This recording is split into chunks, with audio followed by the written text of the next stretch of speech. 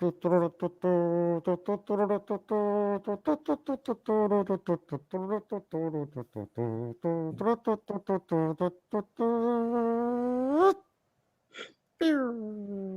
we are live.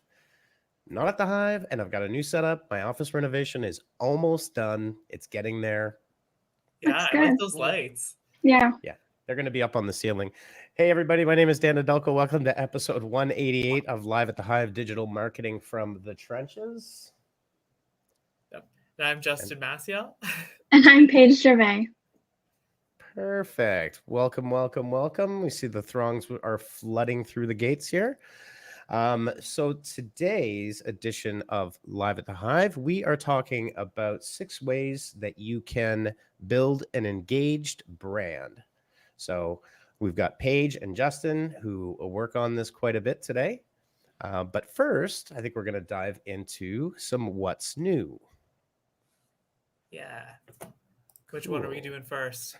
Let's go. I'll try to find Paige, the one you were just talking about. Yeah, it's like Twitter, new vocal tool for spaces. Yeah, so dive right on in. So basically what this is, it's a voice transformer tool. So it gives you a range of voice effects that you can use while you're speaking. So in this article, they kind of highlight that it can help you reduce speaker anxiety. But another cool thing is that it can also, if you want to go into different characters while you're talking, you can easily go through the filters for your voice. And I also think it's great for confidence too, because they're talking about some people don't like to hear their own voice, or they can be, a little bit shy, especially. I know I don't want to get too like gender on this, but some guys, they get shy if they have a higher voice, or people won't take them seriously, or if a woman is talking, people don't take them seriously. So it could even help with those issues too. Yeah, absolutely. I definitely see this being used a lot, to be honest. Like, this is kind of a good idea on their part. I could see them also doing some like fun, like meme-worthy stuff with like the voices and stuff, like getting things really, really fun. You know what I mean? Put like a Mickey voice or something, while you're talking. Yeah, it's cool, but it's kind of creepy too. Yeah, I definitely think it's got 2 purposes. I think it's going to be used for a lot of memeing. We'll see how that kind of pans out, but I think it's also highly dependent on how it's implemented, right? And what people can do with it. I think the general idea of what they're saying is just kind of like, you can tweak your voice a little bit, make you a bit more confident. That's what it seems like it is, but I can definitely see it getting pretty wacko. Yeah, for sure. Hello, Sashida. Hello, Raunek. Hello, April. Happy Friday, everybody. Sorry if I'm a little out of sorts, a little disorganized. Had a meeting that went super long, and I'm just trying to catch up here and get my head around all of the production side of things. Oops, there we go. All right, so yeah, definitely. And today we've actually got quite a bit of Twitter news and updates. This one, I kind of felt this one coming. To be honest with you, the Fleets feature, its competitor to Facebook Stories and Snapchat Stories and all of the stories everywhere, is gone next month. It is over. Yeah, I'm kind of not shocked for that one either. Yeah, I won't miss it. It didn't really seem like it got a lot of adoption and pickup from the Twitter community. It's an awfully quick demise, if you want to look at it that way, for sure. So I don't know if there's anything you can do. But in the time we introduce Fleets to everyone, we haven't seen an increase in the number of new people joining the conversation with Fleets. So people just simply are not using it. So yeah, because like the whole thing with stories is it's like snackable little videos, right? And in a sense, like Twitter's already like little snackable little content anyways. So I feel like to like add snackable videos is kind of like, well, people are already doing snackable stuff. People are like, I don't see the difference. Yeah, for sure. And I think it's good too that they're not hanging on to too many features. I think that's really hurting Instagram in a lot of ways, where you're just featureitis and it's just over and over and over, and there's just so much there that it's kind of forgetting what it is. Yeah. So Yeah, totally. Yeah, Instagram is definitely forgetting a bit. I agree with that. Yeah, That for for sure. Overkill. Yeah, totally. This is an interesting one here from the Wall Street Journal. So inside TikTok's algorithm, a Wall Street Journal video investigation where they actually set off about 100,000 bots onto the system, fresh accounts, and started testing it. It's actually fascinating. Um, you know, one of the things is that the longer you hover over a video, it will start building your recommendations based on that. It's a really great insight into how TikTok works. The other key point there is, and I think this is fairly well known, TikTok absolutely does not like it when you link out of TikTok. They're very much against that. They can actually suppress posts that do try to do that. yeah. But the deep dive into it is absolutely fascinating and well worth checking out. Yeah, I definitely find they don't really let you add links at all. I don't think unless you're like pre-approved with amount of followers Mm. and that kind of thing. So you can really tell that they don't want They they hope want you to stay. yeah, Yes, yeah. But the one thing that's absolutely. funny with that, if that's how their algorithm works, like I find like some people will have like a video on, maybe like drop their phone, then just keeps playing over and over Mm. again, and then that that could probably mess up your algorithm that way, I guess. Yeah, Yeah, That's true. that's good to know. for sure. For sure. So moving right along, we have got TikTok is now adding new live streaming features, including live guests and Q&A panels. TikTok's putting really, really laying it down hard, kind of putting full steam ahead here. Continued expansion. The scheduled events, and you've got an event card. You can use the register CTA for in-app reminder. An updated Q&A overlay on screen, which provides another way to engage with the streamers in the app. And what else we got here? And then coming up is TikTok's live stream shopping, which it's been Wow. experimenting with. Wow. So They're that doing everything.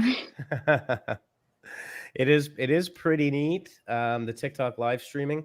I think the in the live stream shopping for creators, especially with substantial followings, could be a real windfall for a lot of them. Yeah, I could definitely see that, like especially in like e-commerce. Like if people are doing like a try-on haul or something, and they're just like, well, like here's the actual link to what I'm trying on right now. The Hmm. shopping right there. It's kind of a good for companies to grab influencers that way to sell their products. Mm-hmm. That could be like a really good strategy. That's really smart on their end. For sure. Okay. Oh, Yvonne's saying TikTok is doing everything it can right now. It's insane. It is, and their development cycles are very aggressive and very, very fast. So, definitely, again, one of these examples where you want to be able to try to get using these if you can, so Hmm. that you can take advantage of that early adopter status. We're all about Twitter and TikTok today, so why don't we Yeah. just keep on going? Twitter is now testing voting on tweets, an experience. So a little bit of Reddit, I guess downvoting and upvoting would be very much a Reddit kind of idea. Yeah. And again, it's only on the iOS platform. And it'll be interesting to see who sees this on the iOS platform. Yeah. Cool. Yeah. I love that. I think I'm not a Twitter user, but I think Twitter is notorious for being a place where a lot of people argue over tweets. And maybe if they just have a downvote button, people won't fight back so much. They'll just be like, I'm downvoting you, goodbye. Yeah, Hopefully. it'll be interesting to see how they rationalize it in a sense, Hmm. because will enough downvotes actually suppress a tweet through the timeline True. and the feed, which would be rife for abuse and bots. So again, Yeah. kind of interesting to see. Yeah. Do you find on like Reddit, for example, do you find there's like an abuse with bots with that? Because that's kind of what they're copying. Um, not really, because you do see downvotes like if you do see in Reddit subreddits that downvoted comments and things like that. Eventually, they'll get pushed down. but it doesn't happen immediately. So it'll be interesting to see what comes of it. Yeah, I feel like they'd follow that same algorithm then. Yeah. Consumers are now willing to spend as confidence edges ahead of pre-pandemic levels. So this is actually good news for marketers, that the consumer confidence scores are starting to rise as we go, as we start to see the unlocking of economies and societies all across North America, and hopefully there's no Delta variant slowdown on that. So I think from a marketing and from a business standpoint, the Christmas season is going to be a one you should be preparing for now. Yeah, or even this article had talked about even like back to school. Like if you have like any kind of product that works with back to school right now, you should be like, they're saying like marketers are already preparing because this kind of confidence report. They're like, we know that this back to school is going to be a big one this year, so they get a heads up for that one. Yeah. Well, with 4 kids myself, our kids are priming to go back to school. They want to go back to school, and I think everyone's going to want to, stock up on everything that they can. Yeah, for sure. They want the new gear to flex on the other people. That's it. Exactly. All right. So here we are. I am just pulling up the presentation here. So today we're going to be talking a little bit about how to build your brand, what it means to build a brand, and why it's so important. I think just to preface this, it is super important because of the saturation of social media, right?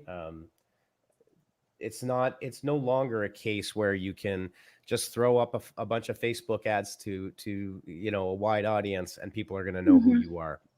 It takes a whole lot more than that. Yeah, agreed.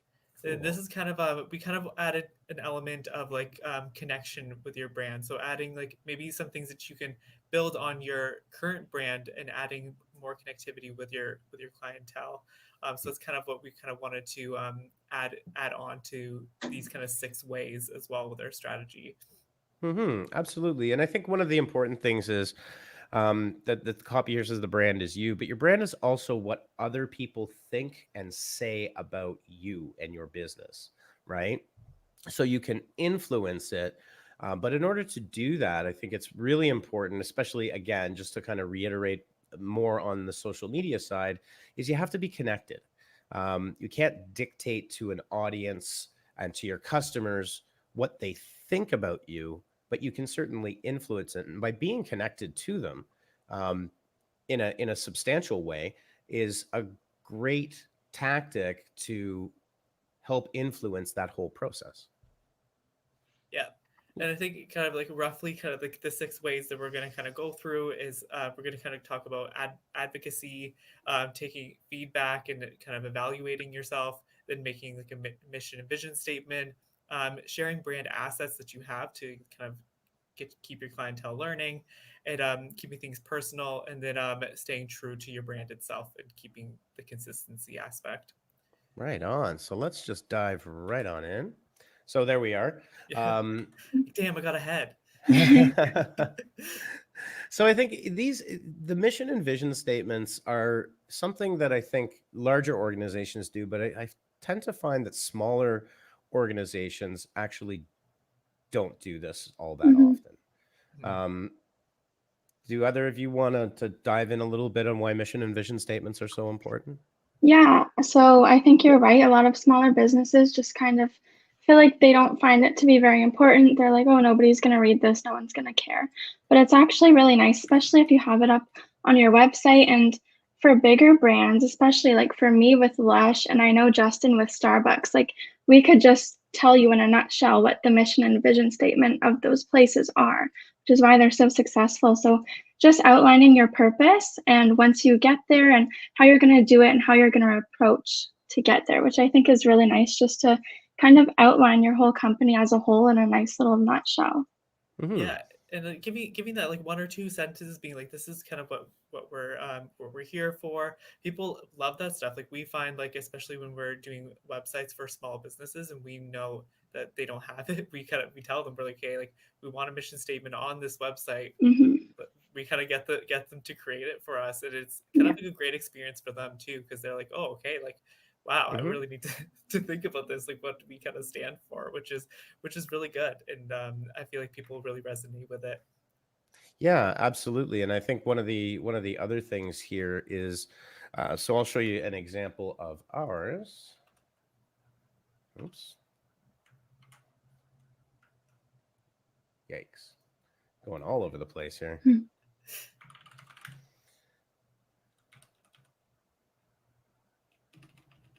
we go. So we actually have a team vision statement here, our team leadership vision that we talk about and we dig into and go in depth on. And again, we're not a huge organization, and I think that's something that when you're a smaller organization, you actually have some advantages about how personalized you can be as you're talking about this type of thing with and to your customers, that they can quite appreciate. Okay, cool. So jumping back here. All right, next up. Okay, this one, I'm like, this, everybody has to do this. If you're a transactional relationship, it's very short term. You're getting the sale and that's it. And so if someone's buying from your company, the purchase is done. They're not thinking about you anymore. You want to create this personal relationship so that even after the transaction, you're still on their mind, which is extremely important, because I know with brands that I really like, especially brands that are really responsible and nice to their clients and their customers, I'll want to go out and buy their product even if I don't need it. And it's because they've built that really nice personal relationship with me. Yeah, go ahead, Justin. But yeah, I was just kind of going to go into maybe some examples in the sense of like, when it comes to your social media, keeping things more light rather than transactional, making those personal posts. Things like if you're on an email list, like keeping those emails more personal, more fun, more light, that kind of thing, to kind of nurture your clients all the time. Stuff like that shows that you really care. Or like if you're, I guess you're like clothing company, e-commerce, putting a little note inside the package when you send it over, little stuff like that adds that little personal touch and shows that you care, right? At the end of the day, people want to know that you care, and that's what it really comes down to. Yeah, totally. And for smaller brands in e-commerce, handwritten notes to your customers. I've seen a ton of TikToks. There's a guy in the UK, and he's done this as a bit of a stunt, but he actually has driven orders across the UK 6 to 10 hours to hand deliver them, to take videos. And he's massively grown his business in a fairly short period of time when he was kind of having trouble getting out of the gates. So, nobody likes a transactional relationship. Certain retail stores that you might walk into with very aggressive salespeople is a huge turnoff, right? I'll literally turn around. I can't deal with it. Like, no. Yeah, exactly. And I think one of the important things is you've got a lot of power with social media to keep things very personal, keep it very real. We try to do that with our socials. We try to make it a lot about the team and a lot about featuring the people, because we are a service business. So it's all about the people and the results, obviously. And what you want to do by doing that, surprise and delight, with little unexpected gifts and little unexpected treats, you'll create brand advocates out of your customers. And that's the real power of building that brand. And that's one of the most important things. I think it's often people think of the brand as my logo and my color palette and what kind of creatives do we have, but it extends far, far beyond that. I used to work, this is a small story, but I used to work at a shoe company when I was younger, and they were all about being personal with your customers, but I feel like they were doing it in the most wrong way, because what I had to do as a salesperson, I had to go up to the customer every 45 seconds and be like, can I help you with anything? Can I grab a size for you? Is there anything I can get you? If they say no, I walk away and I come back 45 seconds later, ask them again, but in a different way. And I'm like, that's just not, they get annoyed. I'm being personal, but it's still very much transactional because they know that the associates don't care. They just want to make the sale. Yeah, exactly. Because at that point, people feel like, yeah, again, like if you're coming multiple times, they know you just want the sale. You don't actually. Yeah. Yeah, for sure. So Yvonne's got a great comment on our previous point about a mission statement. Sometimes having a mission statement can entice me as a consumer to purchase. If your business has something more to it behind your brand, I'm going to be that much more interested. Yeah, absolutely. And I think that's kind of the key point. April's got a great comment too. When you feel that a brand actually cares about you, it makes it easy for us as customers to spend our money. We want to spend money on a brand we like or have a relationship with. And that is more and more true as you get, millennials and Gen Z. There's a lot of people that are very interested in conscientious capitalism, alignment of beliefs, and that kind of thing. So, you find your tribes and appeal to them. Yeah. Take away there. Okay, so here's an example from State. Someone wants to go over that. Yeah. So, go ahead, Justin. You can go ahead. Okay. So what State does is they actually donate fully packed backpacks to small communities, and they partner with charities, and they're just all about giving back to the community. So they've built a very strong customer base just on what they do and how they create those personal relationships with the community. Yeah, and this is the giving back. So there's B Corps as well, that are ethical. They're audited to be ethical as well. An interesting local company, local for us. Yeah, they have really good stuff too. Is Grosh. So they are actually a Cambridge company, but they have an e-commerce presence, and they donate clean drinking water in various parts of the world. So again, every purchase helps fund that program, and helps build loyalty between the brand, the cause, and their audience and their community. Cool. Yeah, I love it. And when people know that what they're paying for is also giving back something good, they're willing to spend a lot more. Yeah, exactly.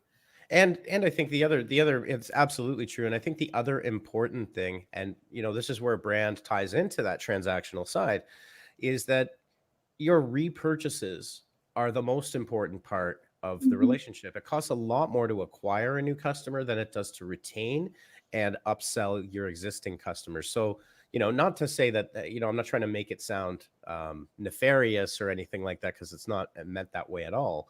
But you can increase your business by doing these things, creating that, and then the upsell or the repurchases on any of your products from dedicated and loyal customers is really the growth engine of any business. Yeah, everyone can make a one-time purchase, but it's who's going to keep coming back to you. That's what's really important. Yeah, absolutely. Next up, we have got advocacy. That's a great segue into advocacy because it is. Because especially if I think this is what every kind of company needs to really, really look at, is like if you want to get this like younger generation that's coming in, this is something that like a lot of people care about, is like if you are doing something for the community, if you're doing donating stuff, or like really taking a stand for issues that are happening around the world, it shows that you're paying attention. It shows that you care about your clientele that happens because you're looking at topics that maybe your clientele really likes or are into. I think this is a really big deal now coming in, especially with these new consumers coming in, that like they want to know like Roche, like they're supplying the clean water or stuff like that, something that like really tries to make a difference around the world with people's purchase, because that really people really care about that right now. Yeah. Well, and I think that the most important thing is the best marketing is not marketing at all, right? Mm-hmm. So if someone's talking about how great the product is or how much they love it, and they're advocating on your behalf to their own network that they influence, um, that's just quite simply something you cannot buy, right? Yeah, it's so organic. And even if I have a friend who tells me about this company that they love, I'm so much more willing to actually look into the company than if I just saw an ad for the company pop up on my phone. Hmm. Yeah. Or there's a lot of time where I'll see an ad of a company that pops up that I've never seen before, and I'll message my friends and be like, "Have you ever bought something from these people?" And then they'll be Hmm. like, "Yeah" or "No," and then that does make a difference Yeah. as well, right? Hmm. So to have that is a huge deal, like word of mouth, and also like talking to the community, really like showing that you like care about issues around the world right now that are Hmm. big is a huge deal. Yeah, exactly. Exactly. All right, moving right along. This is super important because I think, what we see a lot of businesses doing is maybe they'll ask for a review, but it's not a very structured program, if that makes sense. And there's not a lot of formality put around the process at various touch points when you can get that feedback, where you can get valuable opinions, and really, are you evaluating those results? One of the key that you can use is an NPS, or Net Promoter Score survey. They're very simple. You see them around quite often. Um, and you want to give people that place to give you that feedback. Um, and by having those structures in place, since if someone is very upset, they'll come to you with that concern, right? As Yeah. opposed to just going out on the internet and publicly slamming um, Yeah. your company. And that's true. There's also like a sense of like, I know it's bad that that person going out in social and publicly talking badly, but that's one kind of benefit in the sense of social media is that it's very transparent if something's happening that people don't like about your company, and really like Hmm. having a chance to respond to that is a big deal. So Hmm. like take again, like taking the feedback, you value their opinion by responding to them, and then like changing what that issue is. Maybe they are a troll, so maybe ignore them. But Hmm. like, but if it's something that is actually like, important, actually like evaluating and being like, okay, like maybe we should change this and this because we've been seeing a couple people comment about this or something like that, Hmm. right? And you can use a platform like Delight. That's a great platform. It includes Net Promoter Scores. It includes the capability to add surveys and features and discussion points with your audience and with your community at the exact touch points where you can actually create results that you can evaluate, that you can look at, that you can fully understand and get a real sense of what's happening with your brand.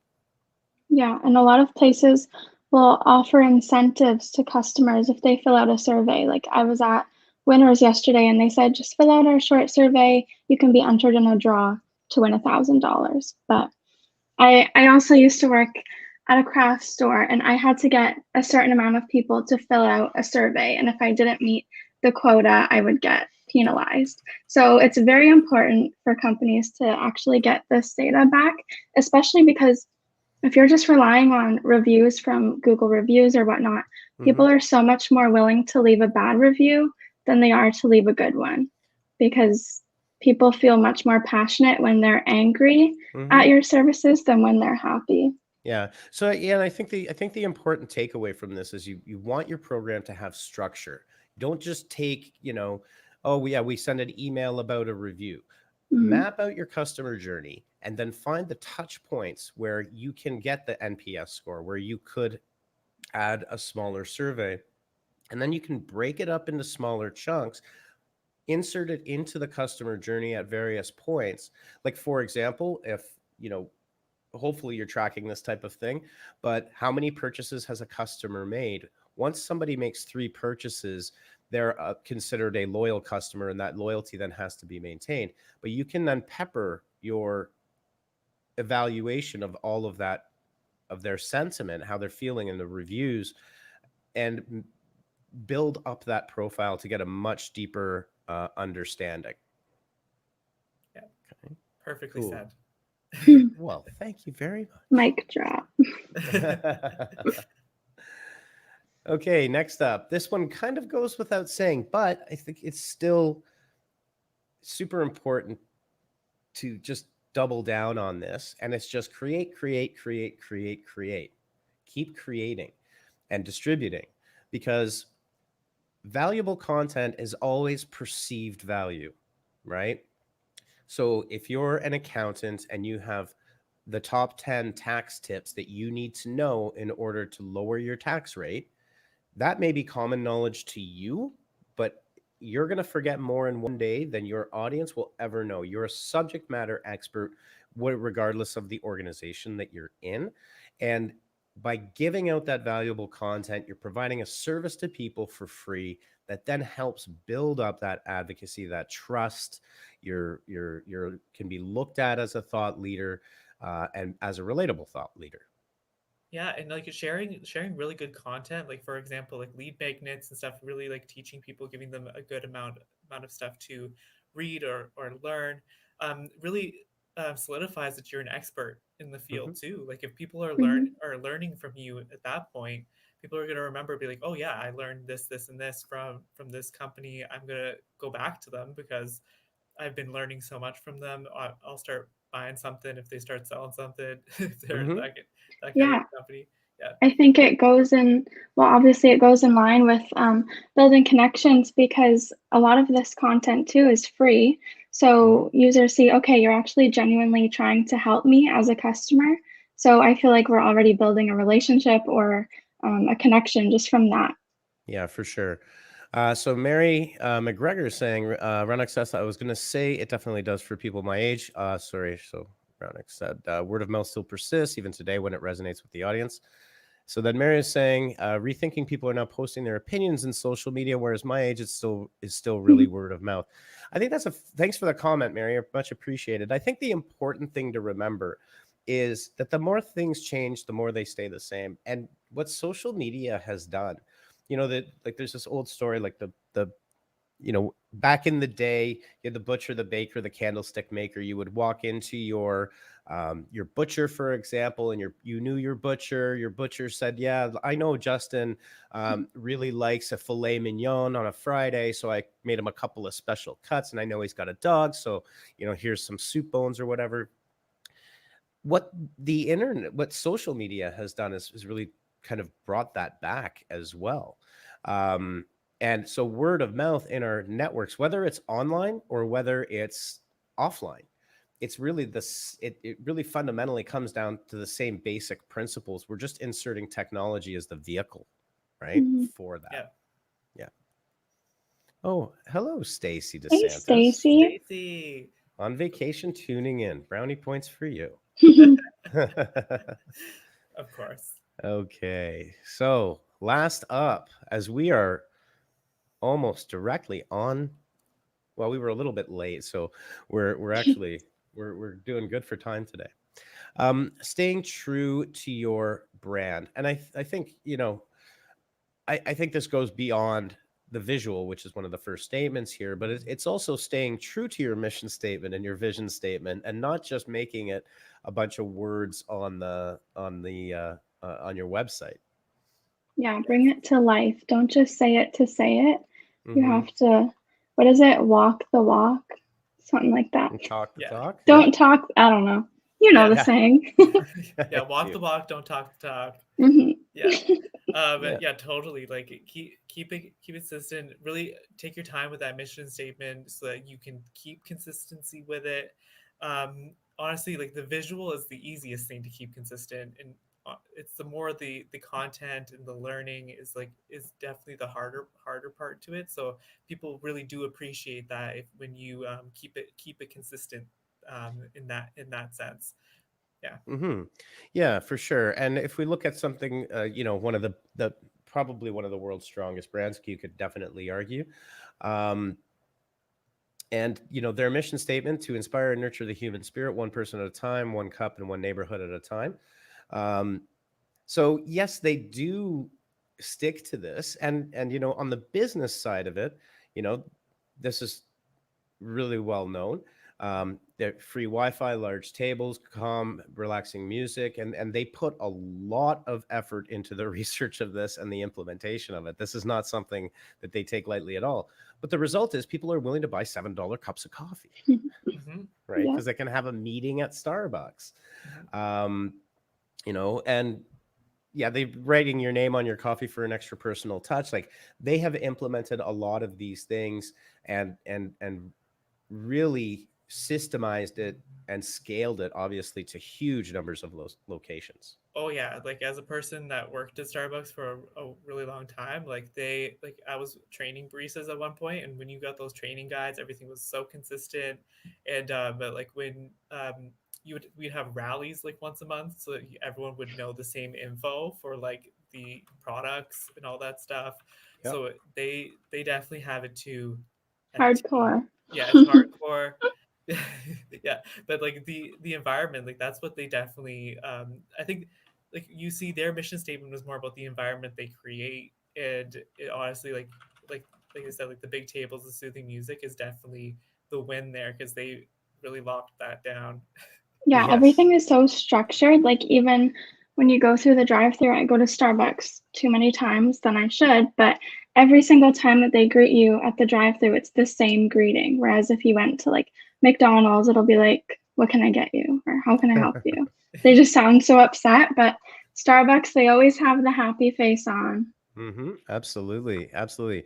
All right. So we've got hello to everybody on Periscope. I see we've got people jumping in and out on Periscope. So that's great to see as well. Nice. Yeah. So just to wrap it up, I think, there's a lot that you can say about this. We're certainly not doing it necessarily full justice in basically a half an hour live stream and podcast. But hopefully, what we've been able to do is walk you through some of the core elements of building an effective and engaged brand. Um, telling your story, sticking to your mission, sticking to your values, and tell your story. That's super important there. Um, take foster personal over transactional connections and transactions. The transactional nature will come if you have those personal connections put in place. Mhm. um, you want to continuously engage your community and do it with a structured program and use a structured platform so you can measure those things and be consistent with it. Like I said, a great example is the platform called Delight. You could, if you Google Delight NPS, you can find their platform. A great way to actually implement the peppering of all of those touch points throughout the customer journey. Um, and yeah, and staying true to your mission and vision and not pivoting or being inconsistent, but make it a part of your regular, um, the way that everybody within your organization works. Make Mhm. it part of the culture, make it part of how people do things, and make sure that people in your organization are passionate about the same thing as they're dealing and engaging with your community. Yes, Yeah. agreed. Agreed. All right, everybody. Well, it is 5:01 p.m. on what is a beautiful Friday afternoon. Yeah. I am going to continue to move tables and things, and I know that a bunch of the bees. So we've got some exciting news. Is next week will be our last week at 194 King Street. We've decided to go completely virtual. I started asking everybody if they wanted to come back to the office, and pretty much a resounding no was the answer. Which I think is totally fine. I think, Yeah. for us, it's been what, 18 months or whatever it's been, Mhm. right? And I think everybody's adapted. I mean, I've never met Paige in person yet.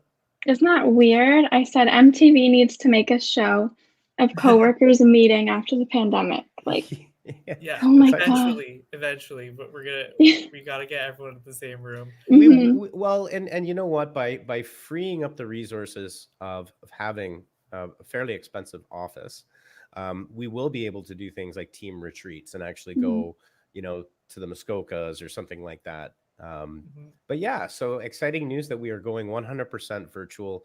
Like I said, that's not the reason that I'm renovating my office, but it certainly helps Mhm. to have that going on. Definitely. So She yeah, will be missed. The office will be missed. She was a nice office. it was a nice office for sure. It was very homey, and it was a house. But yeah, times change, and I just couldn't justify having all that space for so little use. Yeah. So anyways, that's our big news, jazz hands. Thanks everybody for joining us for episode 188. We'll see you next week for episode 189, where I will have a better setup behind me. Maybe you'll see it, maybe you won't. Yeah. And yeah, same B time, same B channel. Have a great weekend, everyone. We'll see you next week. Have a good one. Bye. Zoom wave.